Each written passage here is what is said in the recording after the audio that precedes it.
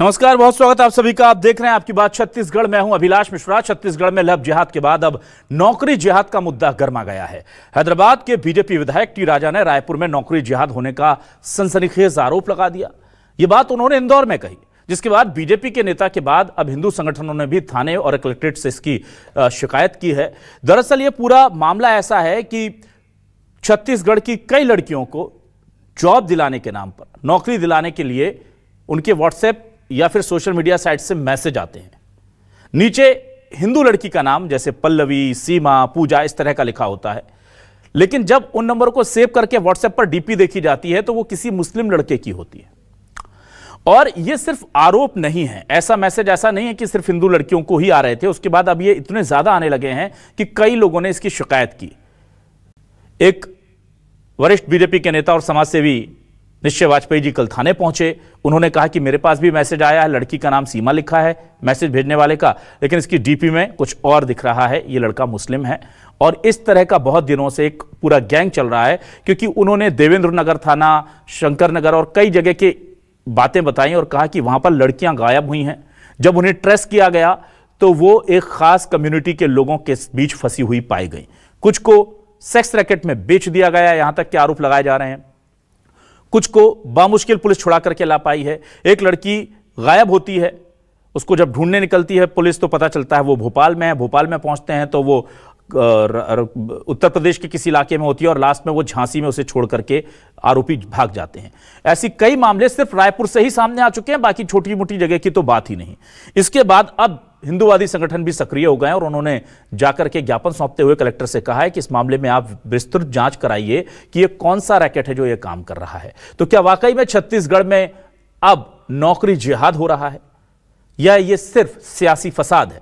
इसी पर शुरू करते हैं आज आपकी बात।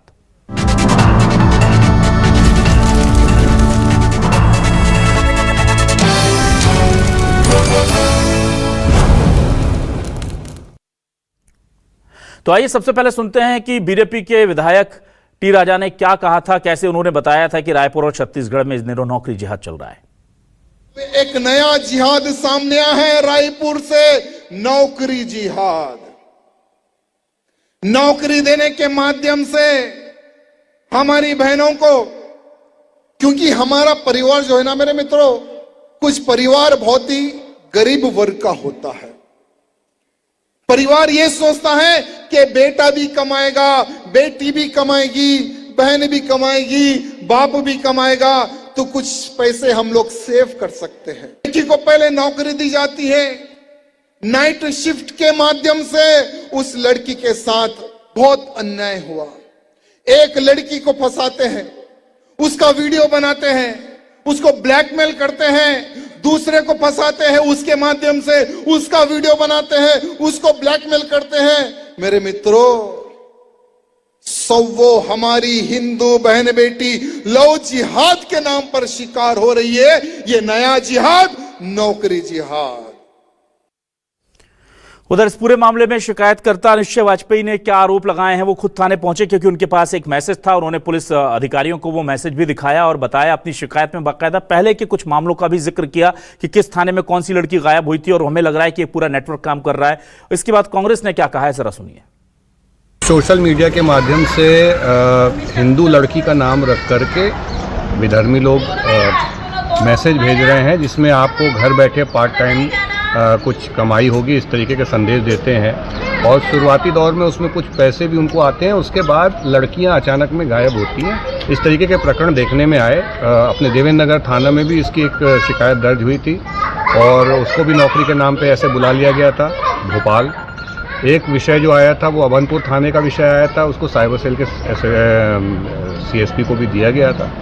तो उसमें भी इस तरीके से कुछ राशि दे करके शुरू में आती रही, फिर लड़की जो है वो अचानक में गायब हो गई और उसका सहारनपुर और कहाँ से कनेक्शन निकला था। भाजपा की सरकार बनने के बाद युवतियों को नौकरी दिलाने के नाम से लगातार ठगा जा रहा है, उनकी कहीं ना कहीं मानव तस्करी की जा रही है। राजनांदगांव में दर्जनों आदिवासी युवतियों को दूसरे राज्य में नौकरी दिलाने के लिए ले जाया जा रहा था, जिसको रेस्क्यू किया गया था। उसके अलावा आप देखेंगे तेलंगाना और अन्य प्रदेशों में भी छत्तीसगढ़ के जो लोग हैं उनकी नौकरी देने के नाम से उनकी ले जाता है, बंधक बना जाता है, उनको प्रताड़ित किया जाता है।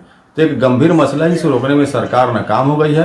अब भाजपा के नेता अपनी सरकार की नाकामी और पर्दा करने के लिए वो शिकायत कर रहे हैं। इनको तो शर्म आनी चाहिए। गृह मंत्री इनका, मुख्यमंत्री इनका, सरकार इनका, उसके बाद ये स्थिति है तो राजनीतिक नौटंकी नहीं करनी चाहिए, इस दिशा में काम करना चाहिए, इस प्रकार से तस्करी को रोकना चाहिए। और आज देखते हैं हमारे सवाल क्या है। सवाल लेकर आ रहे हैं आपके सामने। हमारे सवाल ये रहे आपके सामने। लव के बाद अब नौकरी जिहाद, हिंदू लड़कियों को आने वाले मैसेज पर फसाद। सनातनी बेटियों को नौकरी का झांसा, किसी को बेचा, किसी को जिस्म फरोशी में फांसा। पुलिस कब तक करेगी साजिश का खुलासा? क्या सिर्फ सियासत के लिए है पूरा तमाशा?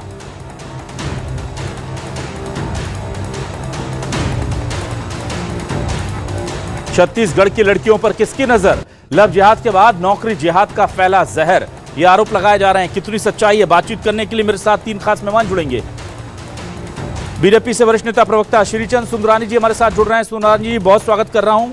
कांग्रेस से वरिष्ठ नेत्री पूर्व महापौर नीता लोधी जी हमारे साथ जुड़ रही हैं। नीता जी, आपका भी बहुत स्वागत है। और हाजी नाजिम खान साहब, मुस्लिम एक्टिविस्ट, हमारे साथ जुड़ रहे हैं। नाजिम खान साहब, आपका भी बहुत इस्तकबाल करता हूं। चलिए, सबसे पहले मैं आ जाता हूं श्रीचंद सुंदरानी जी आपके पास। सर, ये बड़ा खतरनाक मामला है। एक तरफ आप ही के विधायक, बीजेपी के हैदराबाद के विधायक हैं, इंदौर में जाकर के खुलासा कर रहे हैं कि रायपुर में एक नया जिहाद चल गया है। दूसरी तरफ आप ही के नेता जाकर शिकायत कर रहे हैं और वो बता रहे हैं कि सहारनपुर कनेक्शन है कोई, ज्यादातर मामले यूपी से जुड़ रहे हैं। अब देखिए, छत्तीसगढ़ में बीजेपी की सरकार है, यूपी में बीजेपी की सरकार है, केंद्र में बीजेपी की सरकार है। अगर ये इनपुट हैं तो इस पर पुलिस कार्रवाई क्यों नहीं कर रही? कल निश्चय जी को जाना पड़ा, आज हिंदू संगठनों को जाना पड़ा कि भैया जांच करो। अभिलाष जी, निश्चित रूप से मैंने अभी देखा तेलंगाना के विधायक इस बात को उठा रहे थे इंदौर से, और निश्चय वाजपेयी जी ने भी लिख के दिया है। कोई मैसेज उनके पास आया है, उसका उन्होंने स्क्रीनशॉट भी दिया है। जांच हो रही है, जांच रुकेगी नहीं। अगर इसमें थोड़ा भी तथ्य होगा तो बड़ी कार्रवाई होगी। अभी तक तथ्यात्मक बात सामने नहीं आई है। जैसे ही तथ्यात्मक बातें सामने आएगी, जांच में उनको ऐसे लोगों का पर्दाफाश किया जाएगा।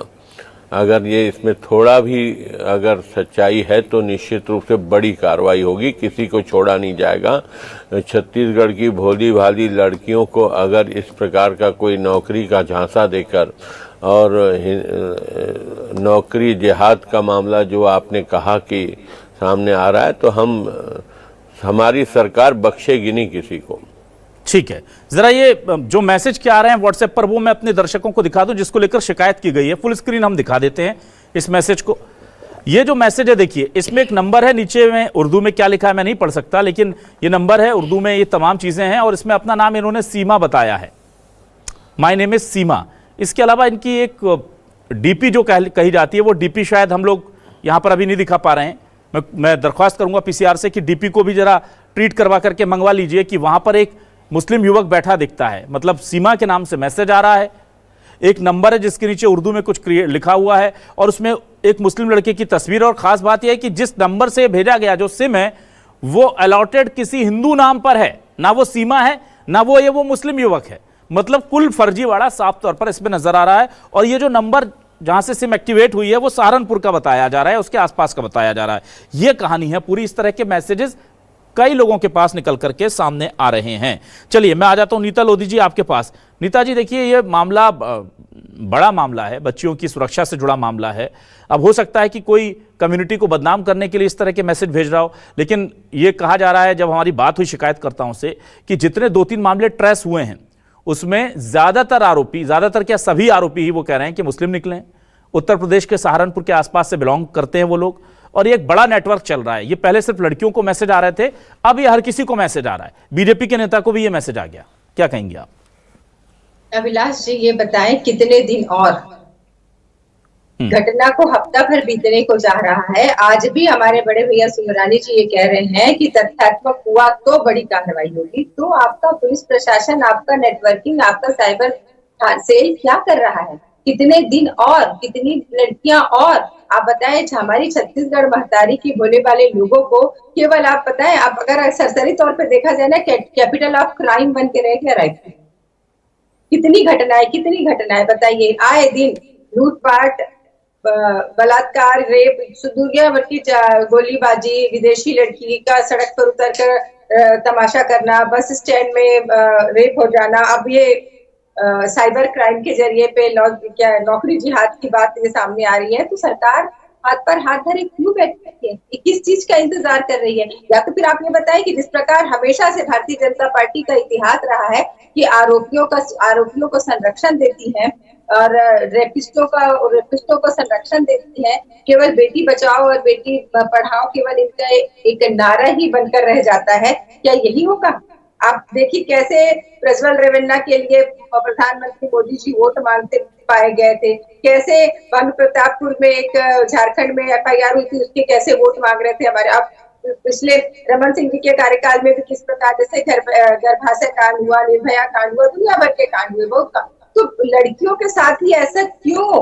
प्रधानमंत्री जी के निर्वाचन क्षेत्र में जब एक बीजेपी के IT सेल के लोगों ने बदतमीजी की थी, वो कांड की, उन पर क्या कार्रवाई? कुछ नहीं हुई। उन्नाव में क्या हुआ, कठुआ में क्या हुआ, क्या वो भी हमारे छत्तीसगढ़ में भी क्या ऐसे ही होगा? ठीक है, अब बहुत हुआ, अब तत्काल कार्रवाई करे, नहीं तो फिर सड़क से लेके सदन तक की लड़ाई कांग्रेस पार्टी करेगी। ठीक है। हाजी नाजिम खान साहब, आपसे मैं जानना चाहूंगा, ये पूरा मामला एक पूरी की पूरी कम्युनिटी को बदनाम करता है। आरोपी किसी भी कम्युनिटी को बिलोंग कर सकते हैं, पर ये देखिए अब ये रंग जिस तरफ जा रहा है इसका, ये तो फिर एक कहते हैं ना कि एक और तोहमत बड़ी ये जड़ दी जाएगी। तो इसके लिए क्या कर रहे हैं आप, और आपको क्या लग रहा है इसके पीछे सियासत है या हो सकता है कि कुछ लोग इस तरह की चीजों में इन्वॉल्व हों? हाँ अभिलाष जी, मेरी आवाज आप सुन पा रहे हैं? जी बिल्कुल सुन पा रहे हैं नाजिम खान साहब। हाँ अभिलाष जी, देखिए मैं अपनी शुरुआती एक शेर के माध्यम से करना चाहता हूँ कि चलती बंदूक के दहाने पे हैं, हमको मालूम है हम निशाने पे हैं। देखिए अभिलाष भाई, हम लोग तो हमेशा निशाने पे थे। हम ब्रिटिश हुकूमत के भी निशाने पे थे और आज जो माहौल देश के अंदर चल रहा है जब भी निशाने पे, क्योंकि ब्रिटिश हुकूमत को पता था कि अगर भारत से अगर ब्रिटिश हुकूमत को कोई हिला सकता तो भारत का मुसलमान। तो वही बात आज के मौजूदा दौर के अंदर भी हम लोगों को निशाने पर रखा जा रहा। अब ये बता दीजिए, अभी आपने एक मैसेज दिखाया था जिसमें आपने कहा कि ये उर्दू में लिखा हुआ आप नहीं जानते। देखिए मैंने वो पढ़ा था जो आपने मुझे दिखाया था, उसमें लिखा था कि ला इलाहा इल्लल्लाह मुहम्मदुर रसूलुल्लाह, उसमें कलमा लिखा हुआ था। लेकिन एक बात और अभिलाष जी, आजकल मुस्लिम कम्युनिटी को बदनाम करने के लिए जिस तरीके से एक सोशल मीडिया पर जिस तरीके का प्रचार प्रसार करा जा रहा है, और जब उनकी जांच पड़ताल होती है तो वो दूसरे समाज के निकलते हैं, लेकिन निशाने पे तो हम लोग ही रहते हैं, हम लोगों को बदनाम करा जाता है। अब पहले तो लव जिहाद होता था और अब नौकरी जिहाद भी हो गया। और अभिलाष जी एक चीज बताइए, देखिए मैं अपने भारत को बेइंतहा मोहब्बत करता हूँ और मेरे मुल्क के वजीर आजम भी इस मुल्क को बेपनाह मोहब्बत करते हैं।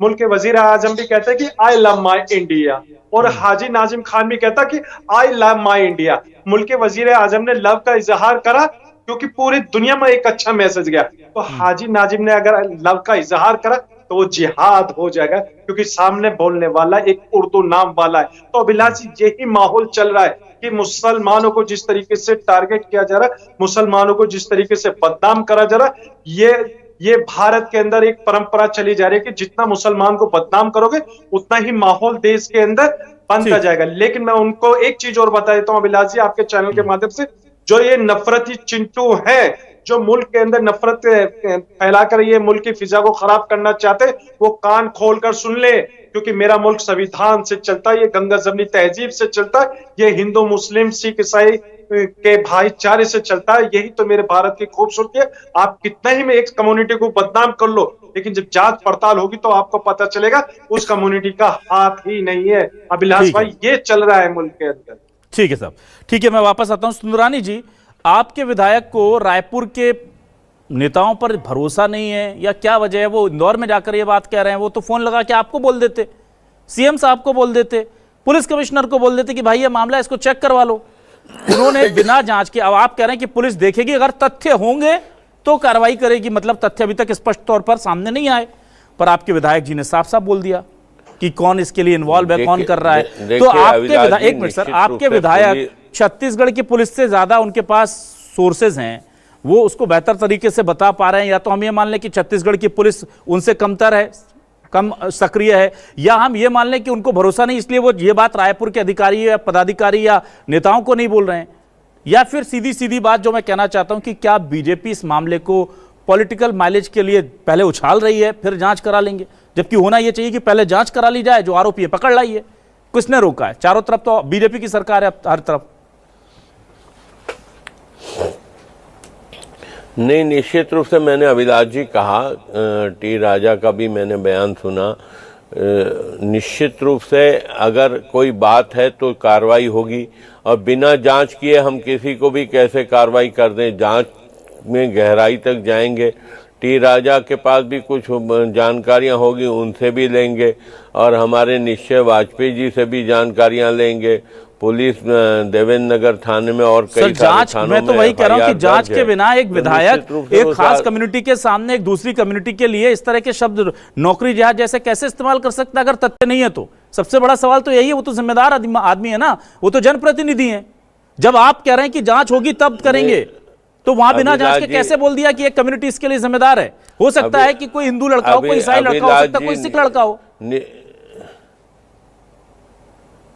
नहीं, जो भी होगा, हिंदू होगा, सिख होगा, ईसाई होगा, मुस्लिम होगा, बख्शा कोई नहीं जाएगा। कार्रवाई होगी। हमारी जो सरकार है संवेदनशील सरकार है, इस प्रकार की घटनाओं को नहीं होने देंगे। ये पहला मामला नहीं है सर। जितनी भी जानकारियां आई है, ऐसे 4-5 मामले तो आप ही के नेता निश्चय वाजपेयी जी ने स्पष्ट उल्लेखित किए अपने लेटर में। उन्होंने बताया यहाँ हुआ, और रैकेट तक क्यों नहीं पहुंच पा रही पुलिस?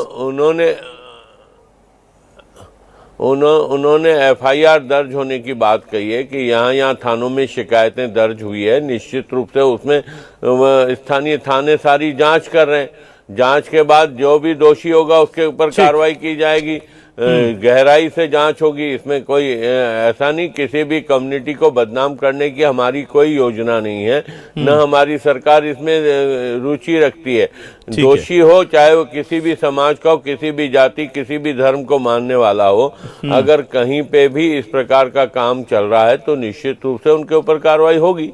ठीक है, चलिए नीता लोधी जी, मुझे बताइए कि हमारी रायपुर पुलिस के पास एफआईआर हैं कई थानों में, देवेंद्र नगर थाने में है, अभनपुर थाने में। ये पहले के मामले, ये नए मामले की तो मैं बात ही नहीं कर रहा हूं। ये तो सिर्फ रायपुर के थानों की बात कर रहा हूं मैं। पूरे छत्तीसगढ़ के तो फिर बहुत निकल आएंगे। ये जांच करके पता नहीं लगा पाए कि कौन है, क्या है, कहां है। लेकिन टी राजा जी को पता चल गया कि कौन लोग इसमें इन्वॉल्व हैं, और वो पब्लिकली कह रहे हैं।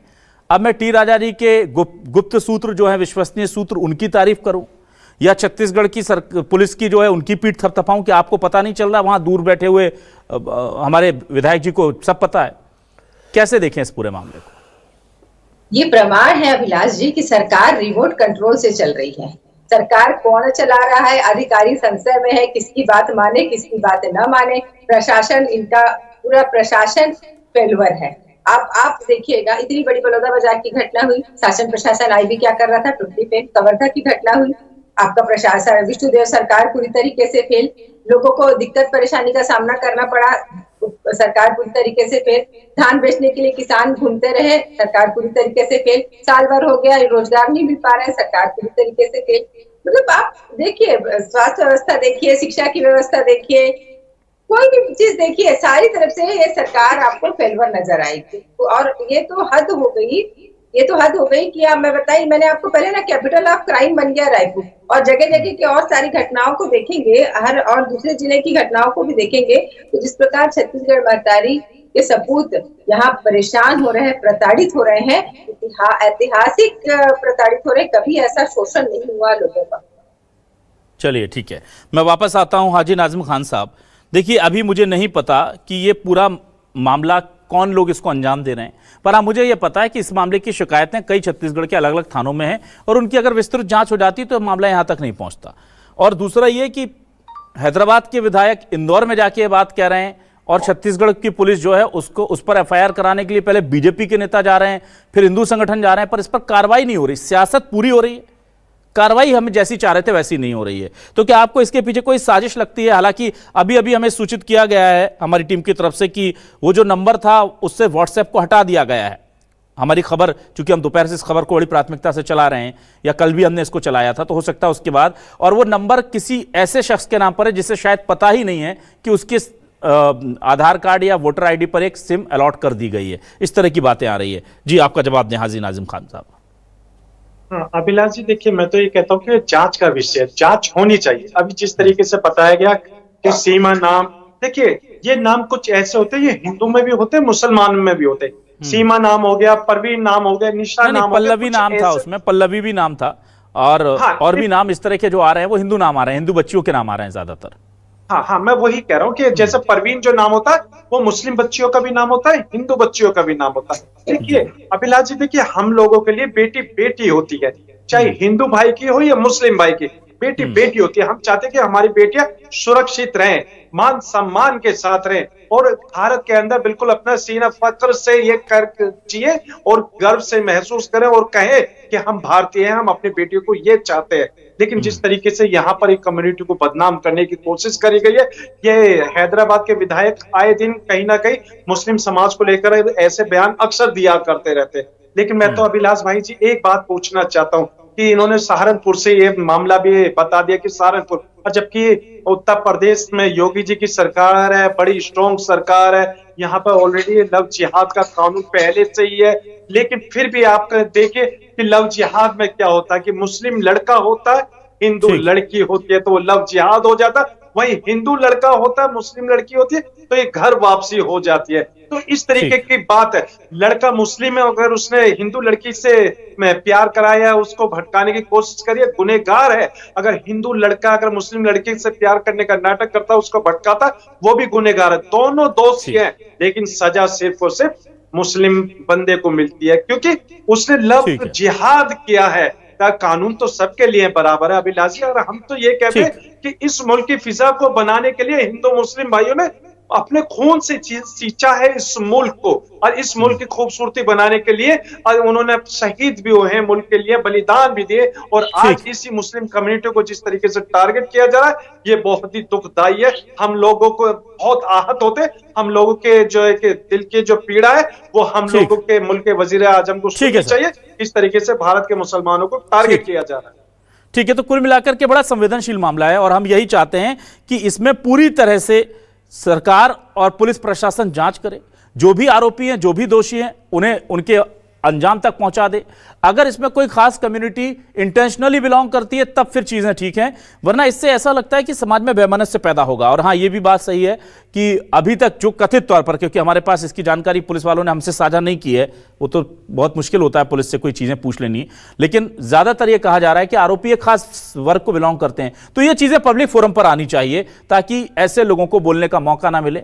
और बीजेपी, जो छत्तीसगढ़ की बीजेपी है, उसको ये सोचना चाहिए कि उसके नेताओं को छत्तीसगढ़ के लेकर के अगर उनके पास कोई इनपुट्स होते हैं, कोई जानकारी होती है, कोई गिला शिकवा शिकायत होती है, तो वो दूसरे प्रदेश में जाकर के एक दूसरे प्रदेश का विधायक बोल रहा है, ये आंतरिक अनुशासन और एक जनप्रतिनिधि के तौर पर भी क्या ठीक है। बहुत बहुत शुक्रिया करूंगा मैं श्रीचंद सुंदरानी जी, नीता लोधी जी, हाजी नाजिम खान साहब हमारे साथ जुड़ने के लिए, इस डिबेट का हिस्सा बनने के लिए। तमाम दर्शकों का शुक्रिया, नमस्कार।